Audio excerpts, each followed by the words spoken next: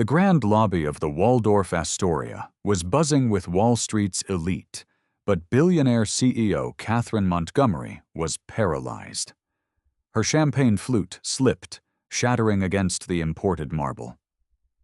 A solitary pianist in a faded tuxedo was playing a haunting, unfinished melody in the corner. It was a song that had never been recorded, never been published.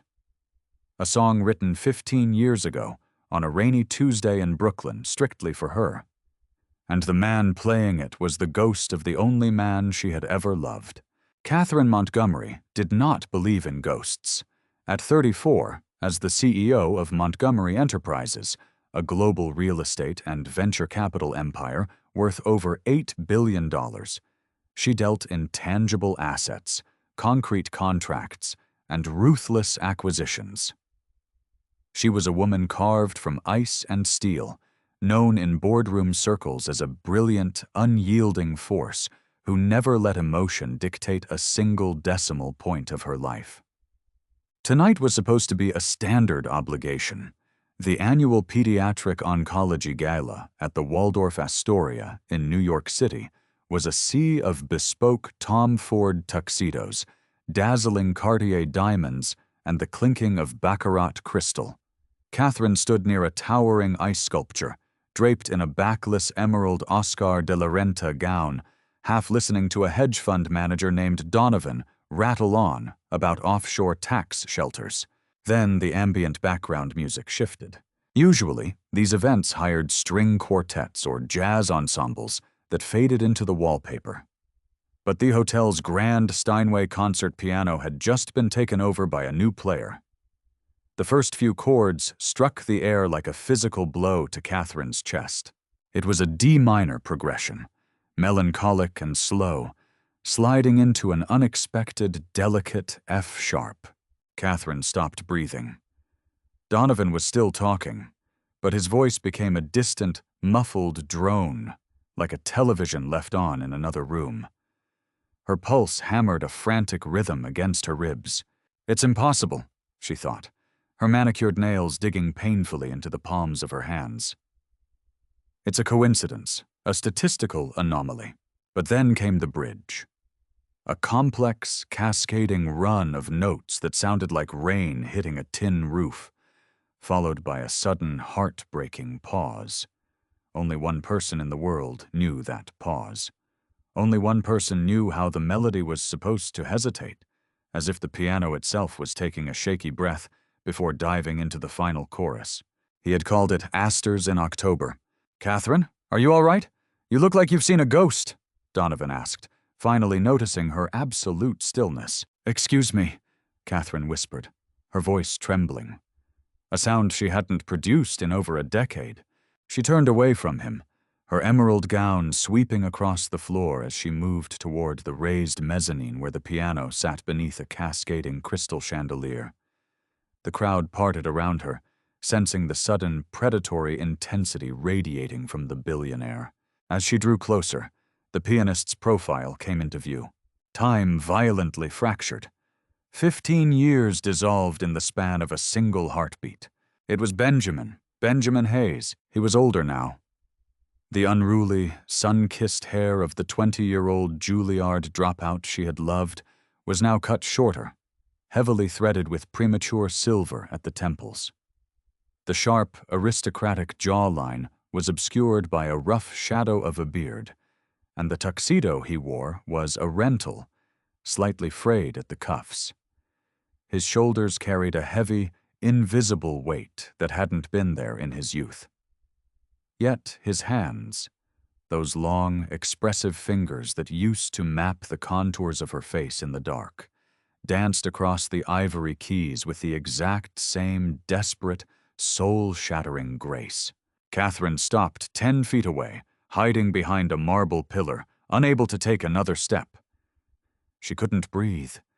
The air in the room felt incredibly thin. He took the money.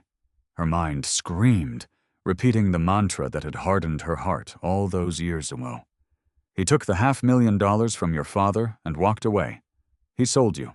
But as she watched him play, the anger she had relied on for survival refused to surface. Instead, she noticed something else. Sitting on a velvet stool just a few feet behind the piano bench was a little girl. She looked to be about 7 years old. She had a messy braid of chestnut hair and was wearing a modest dark blue dress that had clearly been bought off the rack at a discount store, starkly out of place among the billionaire offspring roaming the hotel. The little girl had a coloring book open on her lap, but her eyes were fixed on Benjamin, filled with a profound, quiet adoration. Benjamin struck the final lingering chord of the song. He let the note hang in the air, echoing through the cavernous lobby, before slowly lifting his hands from the keys. He turned his head and offered the little girl a soft, tired smile. "How was that, Soph?" he asked, his voice, deep, raspy, achingly familiar, carrying over the ambient noise of the party. "It was beautiful, Daddy," the little girl chirped. "Daddy!" The word hit Catherine like a physical strike. The reality of his life, a life built entirely without her, crashed down around her. Before she could process the overwhelming surge of grief and jealousy, Benjamin turned his gaze back to the crowd. His eyes, the color of a stormy Atlantic Ocean, swept across the room. And then, they stopped. Through the sea of socialites and businessmen, Benjamin's gaze locked directly onto Catherine's. The polite, professional smile on his face vanished instantly. His hands hovered over the keys, frozen. For 10 agonizing seconds, they simply stared at one another across the room. The billionaire CEO and the hotel pianist. The ghosts of Brooklyn resurrected in the heart of Manhattan. Catherine saw his jaw clench. She expected guilt. She expected shame. Instead, what she saw in Benjamin Hayes's eyes was a flash of pure, unadulterated contempt. He abruptly closed the fallboard of the Steinway with a loud crack, stood up, and reached for his daughter's hand. He was running away. Again! "Ben, wait!" Catherine abandoned all billionaire decorum, pushing past a group of startled senators and their wives. She practically ran toward the service corridor behind the ballroom, the heavy silk of her dress rustling furiously. The heavy double doors swung shut just as she reached them. She pushed through into the harsh, fluorescent-lit backstage area used by the hotel staff. It smelled of industrial cleaner and stale coffee, a stark contrast to the orchids and expensive perfumes in the lobby.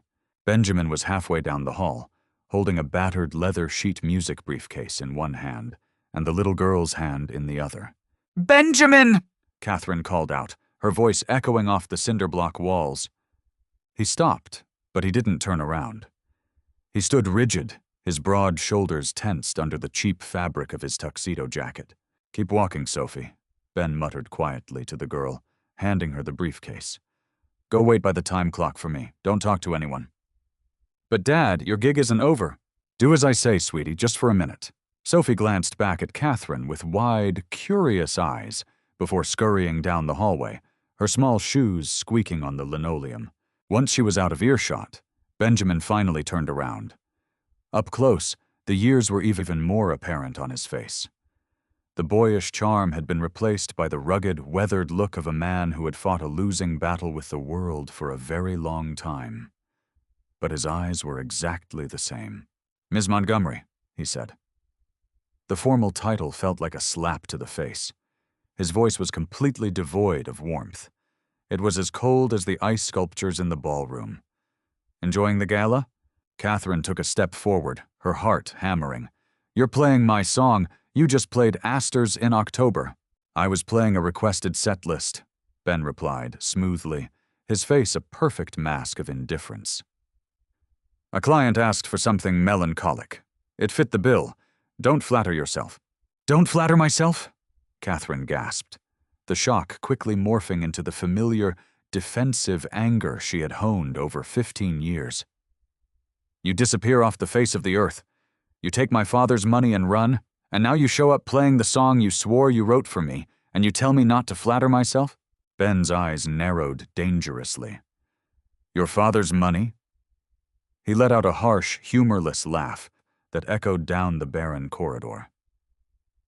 Is that the fairy tale you tell yourself to sleep at night in your penthouse? That I was bought off? It's not a fairy tale, Ben. I saw the check. The $500,000 cashed 2 days after you packed up your apartment and left without a word. A terrifying silence fell over the hallway. Ben stared at her, not with guilt, but with a horrifying mixture of pity and rage.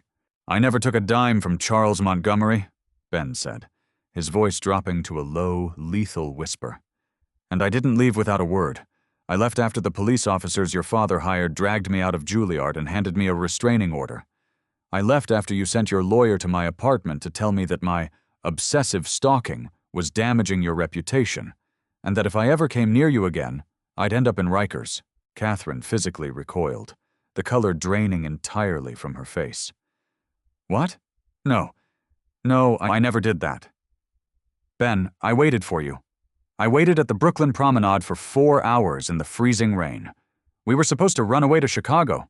The memory hit her with the force of a freight train. It was 2011. They had been living in a cramped, drafty apartment in Greenpoint. He was working 3 jobs to pay for conservatory. She was a rebellious heiress hiding from her tyrannical father, Charles Montgomery. Charles had threatened to disinherit her if she stayed with the penniless piano player. She hadn't cared. She loved Ben. On a rainy Tuesday, Ben had dragged a beat-up Yamaha upright into the apartment, sat her down, and played Asters in October. "This is my vow," he had whispered, resting his forehead against hers. "I don't have a ring, Kate. Kate, I don't have a fortune, but I have this. Every time I play it, it means I'm yours." 3 days later, he was gone. Her father had presented her with a copy of a cleared check for $500,000, signed by Benjamin Hayes. Charles had looked at her with smug satisfaction and said, "Every man has his price, Catherine. Good thing we found his before the wedding." "I stood at the promenade," Catherine choked out, pulling herself back to the sterile hotel hallway. "You never showed, because I was sitting in a holding cell in the 114th precinct," Ben snarled, taking a step toward her, the raw agony of 15 years bleeding through his stoic facade. "Your father had me arrested on trumped-up trespassing charges. I used my one phone call to call you, Kate. You know who answered? Your father. He told me you were sitting right next to him. He told me you laughed when he asked if he should bail me out." Catherine's knees buckled slightly. She reached out and grabbed the metal handle of a utility cart to steady herself. No, he told me you took the money and went to Europe. He showed me the check." "Your father owns banks, Kate. He can forge a canceled check in his sleep," Ben said, his voice cracking slightly. He looked away, staring down the hallway where his daughter had gone. "It doesn't matter anymore. It's ancient history." "It matters to me!" Catherine cried, stepping closer, desperately wanting to reach out and touch his face, but terrified he would pull away. "Ben, if we were lied to, if my father orchestrated all of this, what difference does it make?" Ben snapped, turning back to her with fierce, burning eyes. "Look at you. You're the CEO. You're everything he wanted you to be. You're Charles Montgomery in a designer dress. You buy up neighborhoods, you evict families, you gut companies. You didn't just survive your father, Kate, you became him." The words cut deeper than any knife ever could, because she knew they were true. The heartbreak of losing him had turned her into a machine. "And look at me," Ben continued, gesturing to his frayed suit. "I play background music for people who spend more on a bottle of wine than I make in a year. I have a 7-year-old daughter who needs me. I don't have the time or the energy to play out some tragic romance with a billionaire." "Who is she?" Catherine whispered, unable to stop the tears from finally spilling over her dark mascara. "Who is her mother?" Ben's jaw tightened. "Her name was Sarah. She was a nurse at the hospital where I worked as an orderly after Juilliard kicked me out. She picked up the pieces you and your father left behind. And she died of cancer 3 years ago." Catherine let out a broken sob, covering her mouth with her hand. "Ben, I'm so sorry." "Don't," Ben warned, his voice thick with emotion. He took a step back, retreating behind his walls. "Keep your pity, Ms. Montgomery. Keep your billions. And please, just stay out of my life." Without another word, Benjamin turned and walked down the hallway, scooping up his daughter and disappearing out the service doors into the cold New York night. Catherine was left standing alone in the fluorescent-lit corridor, listening to the distant, muffled sounds of the gala she ruled, feeling entirely and utterly bankrupt. The next morning, the sprawling, glass-enclosed corner office of Montgomery Enterprises on the 60th floor of the Freedom Tower felt like a prison. Catherine sat behind her massive mahogany desk, overlooking the sprawling expanse of Manhattan. To anyone else, the view was a testament to absolute power. To her, it just looked like a million places where Benjamin Hayes had been suffering, while she sat on a throne built by a liar. Her father, Charles, had died of a sudden stroke 5 years ago. Catherine had shed no tears at his funeral, stepping over his grave to take the reins of the company with ruthless efficiency. She thought she had won. She thought she had outlived the monster. Now she realized the monster's ghost was still directing her life from beyond the grave. "Ms. Montgomery," a voice interrupted. Catherine blinked, tearing her gaze from the window. Standing in the doorway was Thomas O'Malley, a grizzled, retired NYPD detective she kept on retainer for corporate espionage and high-level background checks. She had called him at 2 a.m. the night before. "Come in, O'Malley," Catherine said, her voice hoarse. She hadn't slept a single minute. "Tell me you have something." O'Malley stepped into the room, tossing a thick manila folder onto her desk. He looked at her with a mix of professional detachment and mild concern. "I dug into Benjamin Hayes, just like you asked. It wasn't hard to find him. He hasn't exactly been living off the grid, just living under it," O'Malley said, taking a seat in one of the leather chairs. Catherine opened the folder. The first thing she saw was a grainy DMV photo of Ben. Her chest tightened. "Walk me through it." He dropped out of Juilliard in 2011. Transcripts show he was technically expelled due to unexcused absences, which happens to line up exactly with a 3-day stint in the 114th Precinct holding cell. Arrested for trespassing at a private estate in the Hamptons. Your family's estate, I noticed. Catherine closed her eyes. God, it was true, all of it. Charges were mysteriously dropped on the condition he agreed to a permanent restraining order, O'Malley continued, reading from his notes. After that, he fell off the map for a bit. Worked manual labor, hospital orderly, night shifts. Married a Sarah Jenkins in 2017. They had a daughter, Sophie, in 2019. Ben told me his wife passed away, Catherine whispered, staring at a printout of a modest obituary. O'Malley nodded grimly. Ovarian cancer, diagnosed in 2021, passed in 2023. And this is where it gets really ugly, Ms. Montgomery. Sarah was uninsured for the first part of her treatment. They drained their savings, took out second mortgages, maxed out credit cards to pay for experimental treatments at Sloan Kettering. Catherine flipped the page. A spreadsheet of Ben's financials was laid out before her. The red ink was suffocating. He's over $600,000 in medical debt, O'Malley stated plainly. He works 3 jobs. He teaches piano lessons at a community center in Queens during the day, plays the hotel circuits at night, and works weekends as a shift manager at a diner. He's 2 months behind on rent for a 2-bedroom walk-up in Astoria. He's drowning, boss. Catherine stared at the numbers. $600,000. It was a rounding error in her quarterly reports. It was less than what she had spent renovating the lobby of her London office last month. Yet, this debt was systematically crushing the man she loved. "And the check?" Catherine asked, her voice trembling with an anger so profound it terrified her. "The $500,000 from my father in 2011? O'Malley sighed. "I pulled the archival banking records from the holding company your father used. The check was cut, yes, but it was never cashed by Benjamin Hayes. It was endorsed by a proxy, a shell LLC owned by your father's former fixer, a guy named Marcus Vance.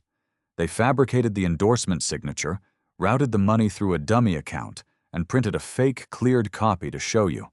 It was a classic corporate smokescreen, just used to ruin a kid's life instead of dodging taxes. The silence in the office was deafening. Catherine's hands shook violently as she closed the folder. 15 years. 15 years of bitterness, of driving herself into the ground, of destroying her own soul to prove to a ghost that she didn't need him. And Ben had spent 15 years thinking she was a spoiled, heartless brat who had laughed at his suffering. "Where is he right now?" Catherine asked, standing up so abruptly her heavy leather chair slammed into the wall behind her. O'Malley checked his watch. "It's 4 p.m. On Tuesdays, he picks his daughter up from PS 84 in Astoria. Then they go to a local diner where he works the evening shift. He keeps her in a booth in the back while he manages the floor. "Get my driver downstairs," Catherine commanded, grabbing her trench coat from the coat rack. "Ms. Montgomery," O'Malley said gently, standing up. "This guy is proud, and he's broken. You walk in there waving your checkbook around, he's going to spit in your face." "I'm not bringing my checkbook, O'Malley," Catherine said, her eyes flashing with a fierce, desperate light. "I'm bringing the truth, and I'm not leaving until he listens." 45 minutes later, Catherine's sleek black Maybach pulled up outside a faded, neon-lit diner in Astoria. The rain had started to fall, slicking the New York pavement and casting long, melancholic reflections of the streetlights. Catherine stepped out into the rain, ignoring her driver offering an umbrella. She needed the cold air to keep her grounded. Through the grease-stained window of the diner, she saw him. Ben was wearing a faded blue apron over a plain gray t-shirt. He was wiping down the counter, laughing at something a regular customer had said. He looked exhausted, but there was a genuine warmth in his smile. A warmth that had been completely absent the night before at the Waldorf. In the back booth, little Sophie was diligently working on a math worksheet, a half-eaten plate of fries beside her. Catherine took a deep breath, pushing the heavy glass door open. The bell above the door chimed cheerfully. Ben didn't look up immediately. "Take any seat you like. I'll be right with—" He froze. The rag in his hand stopped moving over the Formica counter. Slowly, he looked up. Catherine stood just inside the doorway, her expensive trench coat dripping rainwater onto the cheap linoleum floor. She looked entirely out of place in the dingy diner. A billionaire queen stepping into a peasant's world. But her eyes were completely stripped of their corporate armor. She was just Kate again. "I told you," Ben said, his voice instantly dropping in temperature, "to stay out of my life." "I know," Catherine said softly, stepping closer to the counter. "And I will. But not until you look at this." She reached into her coat pocket and pulled out the thick manila folder O'Malley had given her. She didn't hand him the financial statements. She handed him the banking records. The proof of the forged check. The proof of her father's ultimate betrayal. Ben looked at the folder, then back at her, his jaw set stubbornly. "What is this? A buyout offer?" "It's my apology," Catherine whispered, her voice breaking. "It's the proof that I never took the money, Ben. It's the proof that my father forged the check to make me think you sold me out. I didn't abandon you, Ben. I was stolen from you. Just like you were stolen from me." Ben stared at the manila folder resting on the counter. The ambient noise of the diner, the clattering of plates, the hum of the old refrigerator, the chatter of customers, seemed to vanish entirely. Slowly, with trembling hands, he reached out and opened the file. The neon sign of the diner flickered, casting a sickly, intermittent red glow across the Formica counter. Benjamin Hayes stared at the banking records laid out before him, the ambient clatter of silverware and the low hum of the refrigerated pie case fading into absolute silence. He touched the paper with a trembling index finger, tracing the signature on the back of the cleared check. Benjamin Hayes. The loops were too perfect, the slant too aggressive. It wasn't his handwriting. It was a flawless, soulless forgery. For 15 years, this piece of paper had been the anchor of his resentment. It had been the reason he pushed through double shifts, The reason he swallowed his pride when hotel managers treated him like garbage, and the reason he had built a fortress of cynicism around his heart. He had believed that his profound, universe-altering love had been bought for $500,000. "He told me you laughed," Ben whispered, the words barely making it past the tightness in his throat. He didn't look up at Catherine. He couldn't. "When the police let me make my one call from the precinct, your father answered your phone. He said you were picking out a dress for a gala. He said you told him to write the check so I would finally stop dragging you down to my level." Catherine gripped the edge of the counter, the knuckles of her pale hands turning white. "I never received a call, Ben. My father took my phone away the night you were arrested. He told me you had packed your bags and vanished. 2 days later, he showed me that check. He said you demanded a buyout to disappear." Ben finally looked up. The deep lines of exhaustion around his eyes were momentarily washed away by a devastating, entirely unguarded grief. The realization was a physical blow. They hadn't fallen apart. They had been deliberately, surgically dismantled by a billionaire who viewed their love as a liability. 15 years, Kate," Ben said, his voice cracking, the nickname slipping out before he could stop it. "I missed your entire life." Before Catherine could respond, a small tug on Ben's apron broke the heavy atmosphere. "Daddy?" They both looked down. Sophie was standing there, holding her math worksheet. She looked from her father's tear-filled eyes to the woman in the dripping, incredibly expensive trench coat. Sophie tilted her head, her brown eyes widening in recognition. "You're the pretty lady from the hotel lobby," Sophie said softly. "The one who made Daddy stop playing the piano." Catherine felt a shard of ice pierce her chest. She crouched down, her designer coat pooling on the greasy floor, completely indifferent to the ruin of the silk. She looked at the little girl, the child Ben had with a woman who had loved him when Catherine couldn't. "Hi, Sophie," Catherine said, her voice gentle, completely devoid of the boardroom titanium she used to rule Wall Street. "I'm Catherine. I'm an old friend of your dad's. From a long, long time ago." Sophie looked at her skeptically. "Why are you both crying? Did somebody get hurt?" "No, sweetie," Ben said quickly, swiping the back of his hand across his eyes and stepping around the counter to pick his daughter up.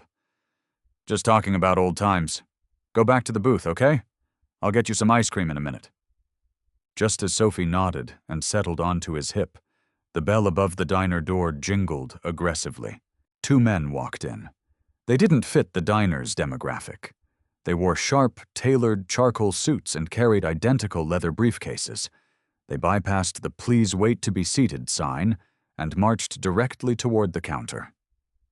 Catherine, instinctively reading the room with her corporate instincts, recognized the breed immediately. They weren't mobsters. They were worse. They were collections attorneys. "Benjamin Hayes?" the taller of the two asked, his voice dripping with condescension. Ben's spine stiffened.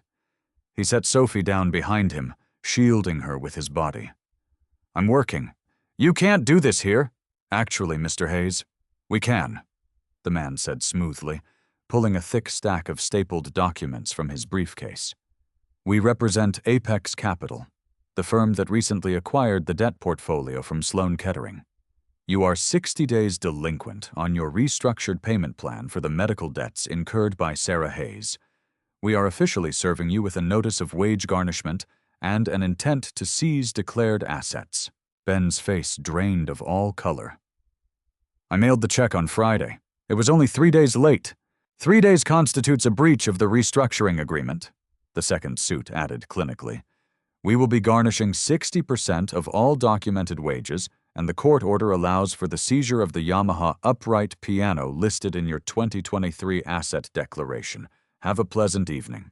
The man slapped the papers onto the counter, right on top of the forged $500,000 check. Catherine felt the air leave her lungs.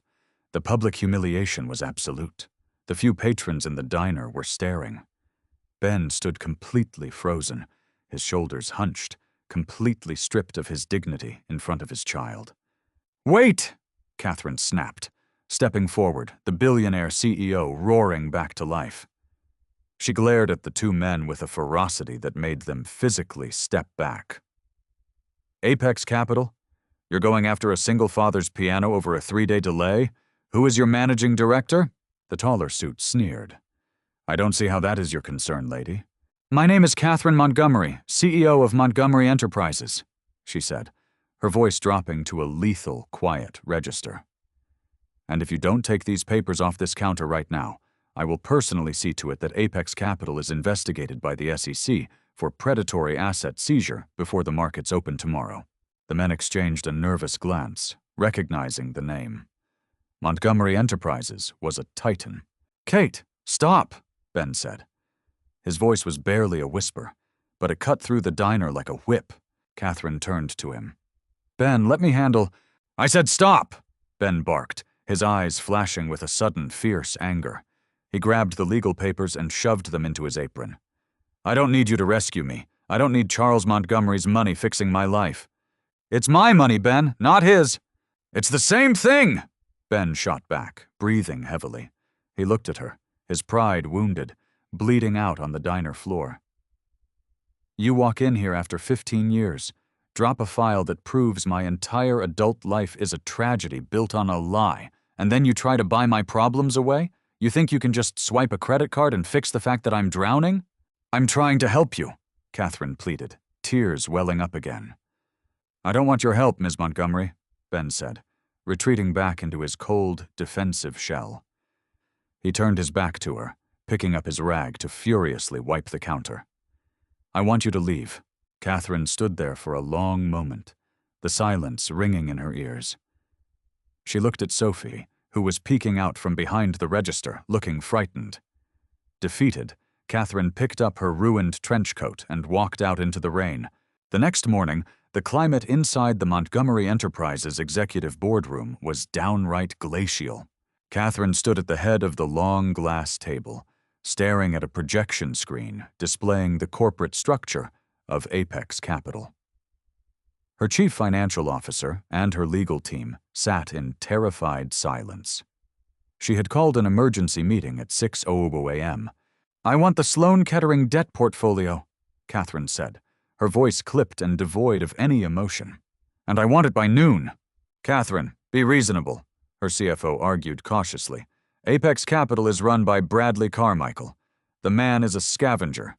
He buys distressed medical debt for pennies on the dollar and bleeds the families dry. But the portfolio itself is worth over $40 million. If we try to buy it directly, Carmichael will smell blood in the water. He hates you. He'll jack up the price or refuse to sell just out of spite. Bradley Carmichael was a notorious Wall Street bottom feeder, a man who had repeatedly clashed with Catherine's father and now relished trying to undermine her. I didn't say buy it directly, Catherine countered, tapping a laser pointer against the screen. Carmichael is currently highly over-leveraged on a commercial real estate deal in Chicago. A deal, need I remind you, that Montgomery Enterprises holds the mezzanine debt on. Call his commercial lenders, spook them, threaten to call in our loans, squeeze his liquidity until he can't breathe. The legal team shifted uncomfortably. That's a hostile maneuver, Ms. Montgomery. It borders on corporate warfare. Then buy some armor, gentlemen, Catherine said coldly. When Carmichael panics and needs fast cash by lunchtime, have our shell company in Delaware, Sterling Holdings, offer to buy his medical debt portfolio at a 10% premium. He'll take the cash to save his Chicago deal. Once we own the portfolio, locate the file for Sarah and Benjamin Hayes. Erase it. Discharge the debt entirely. We'd be taking a massive loss on paper just to discharge one file, the CFO pointed out. I don't care, Catherine said, her eyes burning with an intensity that brooked absolutely no argument. Get it done. By 2 p.m., the trap had been sprung. Carmichael, suffocated by the sudden squeeze on his real estate loans, liquidated his medical debt portfolio to the anonymous Delaware Shell Company. By 3 p.m., Catherine sat alone in her office and hit a single key on her laptop, officially dissolving $600,000 of Benjamin Hayes's medical debt into the digital ether. She didn't do it to buy his love. She did it because the thought of a debt collector taking the piano Ben had used to write Asters in October made her physically sick. 3 days passed. Catherine buried herself in work, refusing to look at her phone, terrified of the fallout. On Thursday evening, the private elevator to her sprawling Tribeca penthouse chimed. Catherine, wearing silk pajamas and holding a glass of scotch she hadn't touched, walked out of her living room to find Benjamin standing in her foyer. He had somehow bypassed her building's security. He was wearing his faded gray jacket, his hair damp from the autumn drizzle. In his hand, he clutched a crumpled, heavy stock letter. "A zero balance," Ben said, his voice echoing in the massive, modern space filled with priceless modern art and cold steel fixtures. He held the letter up. "I get the mail today, and suddenly, $600,000 disappears. A mysterious holding company bought the debt and discharged it as a philanthropic tax write-off." Catherine stood her ground, though her heart was hammering against her ribs. "That sounds like a lucky break." Ben closed the distance between them, stopping just inches away. The smell of rain and cheap diner coffee radiating off him made Catherine's knees weak. It smelled exactly like their old apartment in Brooklyn. "Do not play games with me, Kate," Ben warned, his voice a low, dangerous rumble. "You bought me, just like your father tried to do." "I didn't buy you," Catherine fired back, slamming her scotch glass down on a marble console table. "I protected you. Those vultures were going to take your piano. They were going to garnish the wages you used to feed your daughter. What was I supposed to do? Sit in my ivory tower and watch you drown because your pride is too massive to accept help?" "Yes!" Ben shouted, his voice cracking with raw, unbridled emotion. "Because my pride is all I have left. I spent 15 years feeling like I wasn't enough for you, Kate. Like I was a worthless charity case who didn't deserve to breathe the same air as the Montgomery family. And now you just wave a wand and erase my burdens? It makes me feel exactly the same way." Catherine felt a tear slip down her cheek. She stepped forward, ignoring his anger, closing the final few inches between them. She reached up, her trembling fingers gently touching his jawline, feeling the rough stubble. Ben flinched, but he didn't pull away. He closed his eyes, a shudder ripping through his broad shoulders. "I didn't do it because you're a charity case," Catherine whispered, her voice breaking. "I did it because I love you. I never stopped. For 15 years, I have walked into boardrooms and destroyed people just so I wouldn't have to feel the hole you left in my chest. I bought that debt because it was hurting you, and anyone who hurts you is my enemy." Ben opened his eyes. The stormy Atlantic gray was swirling with decades of repressed agony and desperate longing. "You can't buy 15 years of grief, Kate," he whispered hoarsely. "I know," she replied, resting her forehead against his chest, listening to the frantic, beautiful beating of his heart. "But I can buy us a chance to start over." For a moment, the world stopped spinning. Ben's arms slowly came up, tentatively wrapping around her waist, pulling her into the warmth of his chest. It was a fragile, terrifying surrender. But down on Wall Street, predators never slept. Bradley Carmichael sat behind his sleek, minimalist desk in the Apex Capital headquarters, staring at a thick dossier. His face was twisted into a snarl of pure venom. He had spent the last 48 hours tracing the labyrinthine corporate structures of the Delaware shell company that had forced him to liquidate his medical debt portfolio. He had expected a rival equity firm. What he found was Montgomery Enterprises. Catherine Montgomery had engineered a massive illegal squeeze on his commercial loans just to trick him into selling a specific set of distressed assets. It made no financial sense. It was a purely emotional play. And Carmichael knew that in the corporate world, emotion was a fatal weakness. "Why?" Carmichael asked his lead investigator, a shadowy corporate fixer who stood across the desk. "Why would she take a $40 million loss to acquire garbage medical debt? We cross-referenced the discharged accounts," the investigator said smoothly. "Only one account was completely wiped clean. A Benjamin Hayes. 600 grand in cancer treatments for his late wife. I dug into him. He's a nobody, a piano player.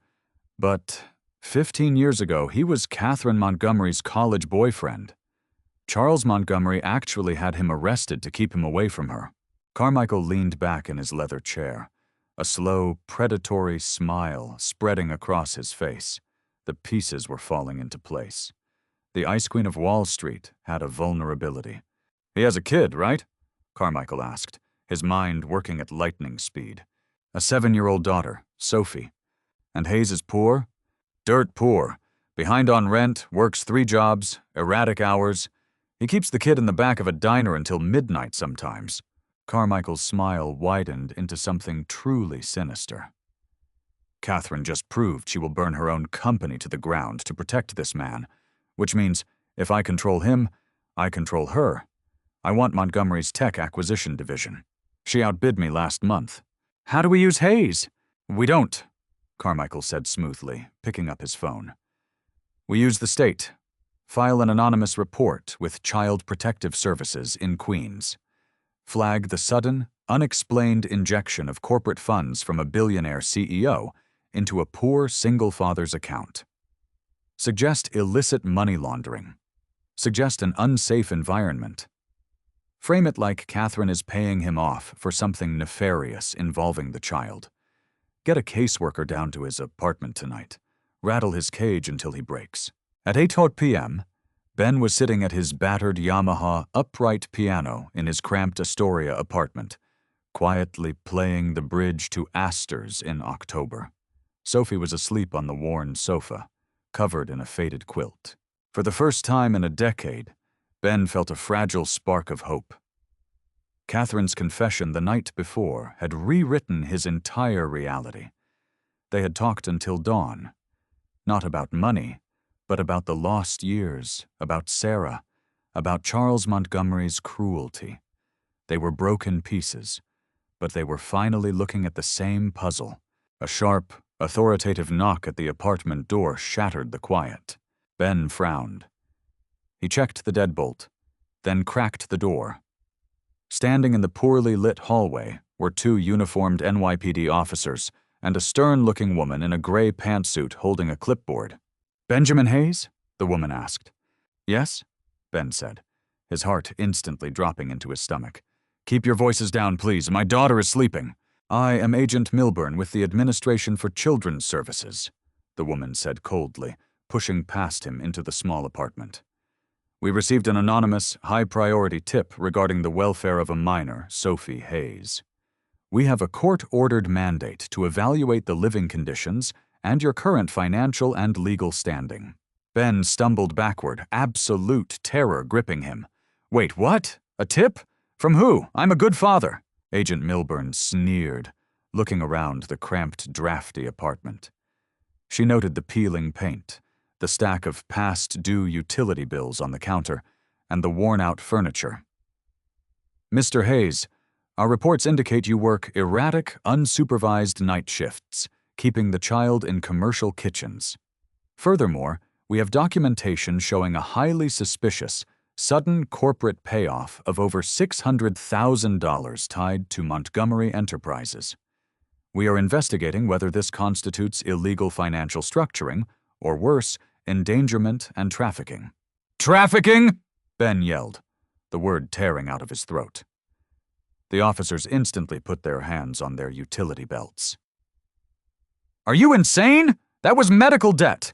My wife had cancer." "Keep your voice down, sir," one of the officers warned. "You're investigating my connection to Catherine Montgomery?" Ben realized, the blood freezing in his veins. The pieces snapped together. This wasn't a random welfare check. This was a hit. Someone was weaponizing his daughter against Catherine. "Given the discrepancies in your income and the hazardous living conditions, I am recommending a temporary, emergency removal of the child pending a full investigation," Milburn said, clicking her pen. "No!" Ben screamed, throwing himself between the agent and the sofa where Sophie was beginning to stir, rubbing her eyes. "You are not touching her. You are not taking my daughter." The 2 officers stepped forward, pulling zip ties from their belts. Desperate, operating purely on adrenaline, Ben pulled out his cell phone with shaking hands. He didn't call a lawyer. He couldn't afford one. He hit the only number that mattered. Kate! Ben choked out the second she answered, tears streaming down his face as the officers closed in. Kate, they're taking her. They're taking Sophie. Catherine Montgomery's cell phone slipped from her hand, clattering against the imported marble floor of her Tribeca penthouse. The terrified, broken sound of Benjamin's voice echoing from the speaker sent a shockwave of pure, unadulterated ice through her veins. They're taking Sophie. In the cutthroat world of Wall Street, Catherine was known as a master strategist, a woman who could calculate risk and execute multi-billion-dollar acquisitions without a single fluctuation in her heart rate. But this was not a boardroom. This was the man she loved, and the child he would die for. The paralyzing grief that had defined her for 15 years instantly evaporated, replaced by a terrifying volcanic rage. She snatched the phone off the floor. Ben, put me on speakerphone right now. In the cramped, drafty apartment in Astoria, Ben fumbled with his device, his eyes locked on the two NYPD officers who were advancing with zip ties. He hit the speaker button. Officers! Catherine's voice snapped through the tiny speaker, resonating with an absolute lethal authority that stopped the men in their tracks. My name is Catherine Montgomery. I am the CEO of Montgomery Enterprises. You are currently standing in an apartment with a man who is under the direct legal protection of my corporate umbrella. If you touch him, or that child, I will personally ensure that your badges are melted down and your pensions are tied up in federal litigation until the end of the century. Agent Milburn, recovering from her initial shock, stepped toward the phone. Ms. Montgomery, this is a state-sanctioned emergency intervention by the Administration for Children's Services. You have no jurisdiction here. The anomalous financial deposits linked to your company are precisely what triggered this investigation. Agent Milburn, Catherine replied, her voice dropping to a terrifying whisper. Look out the window. Milburn frowned, crossing the small living room to pull back the faded curtains. Down on the rain-slicked street, a convoy of 3 black armored Cadillac Escalades had just violently jumped the curb, blocking the entire avenue. I live 12 minutes from Astoria when my drivers don't care about traffic laws, Catherine said through the phone. I am walking up the stairs, and I am not alone. Less than 30 seconds later, the flimsy door of Ben's apartment was practically shoved off its hinges. Catherine strode into the room. She was still wearing her silk pajamas, but she had thrown a massive, dark cashmere coat over them. Her eyes were burning with a predatory fire. Flanking her were 3 men in impeccably tailored suits. Ms. Montgomery, you are interfering with a federal... Milburn began, her voice suddenly trembling. Shut your mouth! Catherine barked, not even looking at the agent. She walked straight to Ben, positioning her body between him, Sophie, and the police. She looked at her lead counsel. William, educate them. William Ford, a legendary corporate litigator whose hourly rate could buy a sports car, stepped forward. He didn't yell. He didn't posture. He simply opened a leather portfolio and handed a document to the nearest police officer. That is a writ of preliminary injunction, signed 5 minutes ago by a New York State Supreme Court judge whom I woke up from a deep sleep, William stated smoothly. It strictly prohibits the removal of Sophie Hayes from the custody of her father without a full evidentiary hearing. Furthermore, the anomalous financial deposit Agent Milburn cited is a documented, legally binding philanthropic debt discharge executed by a Delaware holding company.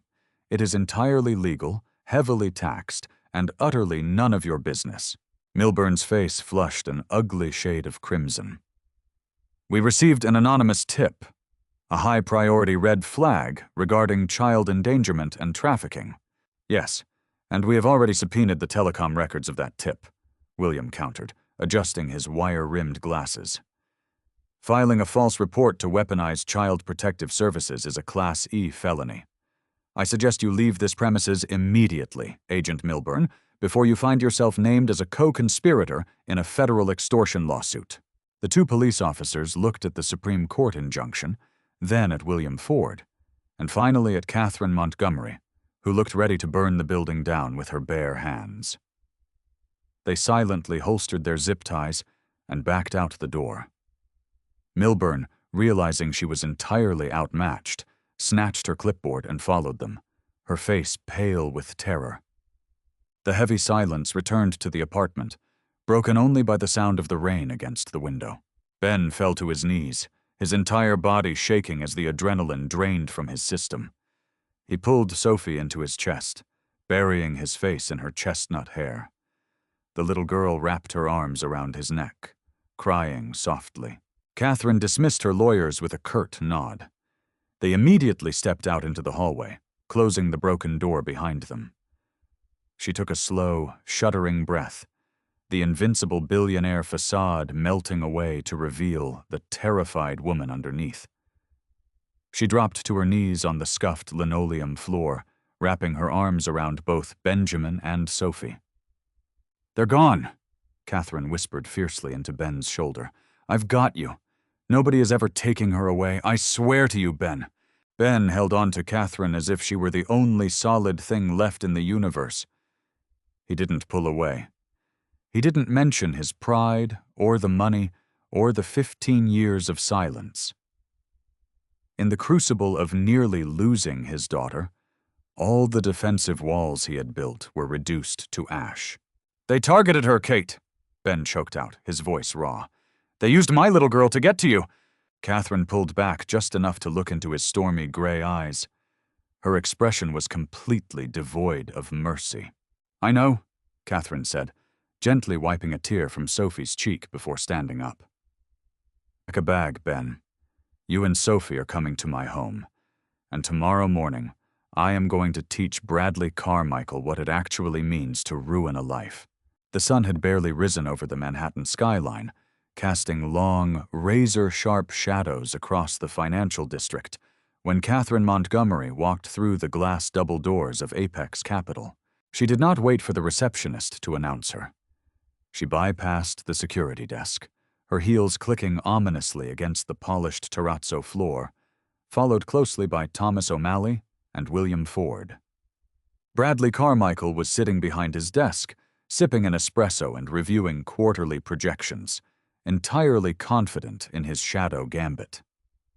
When his office doors flew open, he looked up, expecting to see a broken, desperate Catherine Montgomery ready to hand over her tech acquisition division in exchange for Ben's safety. Instead, he saw a sheer, unadulterated executioner. "Catherine," Carmichael drawled, recovering quickly and flashing a shark-like smile. "To what do I owe the pleasure? Decided you want to negotiate the sale of that tech division after all?" Catherine walked slowly to his desk. She didn't sit. She planted both hands on the edge of his mahogany desk and leaned in. "I am not here to negotiate, Bradley. I am here to watch you bleed." Carmichael chuckled, though a bead of sweat nervously formed at his temple. "Melodrama doesn't suit you, Kate. I don't know what you're talking about." Thomas O'Malley stepped forward and tossed a heavy black binder onto Carmichael's desk. It landed with a loud, satisfying thud. "Last night," Catherine began, her voice completely devoid of warmth, "you used a burner VoIP account to call the Queens Division of Child Protective Services. You fabricated a story about child trafficking to trigger a traumatic armed raid on the home of a single father. You did this to terrorize a 7-year-old girl, hoping it would give you leverage over me." "You can't prove any of that," Carmichael scoffed, though his smile had completely vanished. "An anonymous tip is anonymous. Not when you route the IP address through a proxy server that your firm's IT department pays for with a corporate credit card," O'Malley grunted, crossing his arms. "I've been awake all night, Bradley. I own the digital footprint of every keystroke your tech guys made.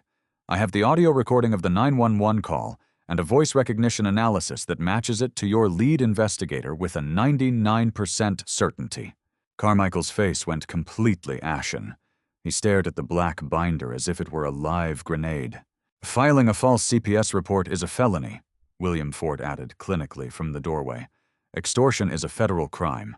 RICO statutes apply when you utilize your corporate entity to conduct coordinated harassment and illegal surveillance. You wanted my tech division, Catherine said softly, the lethal calm in her voice far more terrifying than if she had been screaming. You thought because my father used Benjamin Hayes to break my heart 15 years ago, you could use him to break my company today. You made a catastrophic miscalculation, Bradley. You assumed I was still the victim. Carmichael swallowed hard. What do you want, Catherine? You want me to back off? Fine. I'll drop the inquiries. We walk away. A draw. There is no draw, Catherine said, standing up straight. By 9 a.m., Montgomery Enterprises is going to announce a hostile takeover of Apex Capital. You are going to instruct your board to accept the buyout at 14 cents on the dollar. You are going to sign over every asset, every distressed debt portfolio, and every commercial lease you own to my firm. Carmichael shot out of his chair, his face purple with rage. Are you out of your mind? That's a total liquidation. You're talking about wiping out my entire net worth. I am, Catherine agreed pleasantly. And if you refuse, William walks out of this room and hands that binder to the U.S. Attorney's office. You will be arrested before lunch. You will face a minimum of 10 years in a federal penitentiary for the extortion scheme alone. And while you are rotting in a cell, I will spend millions to systematically bankrupt everyone you have ever cared about. The silence in the office was suffocating. Carmichael looked from the binder to O'Malley's hardened glare, to William's stoic legal presence, and finally to Catherine. He searched her eyes for a bluff, for any sign of hesitation or mercy. He found absolutely nothing. She was completely, utterly hollowed out of any sympathy for him. Defeated, Carmichael slumped back into his chair. His hands shook as he reached for his Mont Blanc pen. You're a monster, Carmichael whispered. No, Catherine replied, turning her back on him and walking toward the door. I'm Charles Montgomery's daughter, and you just threatened my family. 6 months later, the bitter chill of the New York winter had melted away, surrendering to the vibrant, blooming warmth of spring. The sprawling Montgomery estate in the Hamptons, the very place Benjamin had been falsely arrested for trespassing 15 years prior, was bathed in golden twilight. The massive French doors of the main house were thrown open, letting the gentle ocean breeze sweep through the grand ballroom. The room was entirely empty of guests, devoid of the corporate sharks and socialites that usually haunted Catherine's world. There was no catering staff, no press, no bodyguards. There was only a beautifully restored 1920s Steinway grand piano sitting in the center of the room. Benjamin Hayes sat on the leather bench. He was not wearing a frayed, rented tuxedo. He wore a simple, tailored navy suit that fit his broad shoulders perfectly. The heavy, exhausting shadows that had darkened his eyes for a decade and a half were entirely gone, replaced by a deep, resonant peace. Across the room, Sophie was sprawled out on a Persian rug, giggling as she tried to teach a very uncoordinated golden retriever puppy how to roll over. Catherine stood by the open French doors, holding a glass of sparkling water, watching them. She was barefoot, wearing a simple white sundress. The billionaire armor was locked away in a high-rise in Manhattan. Here, she was just Kate. The transition hadn't been seamless. 15 years of trauma and mistrust couldn't be erased overnight.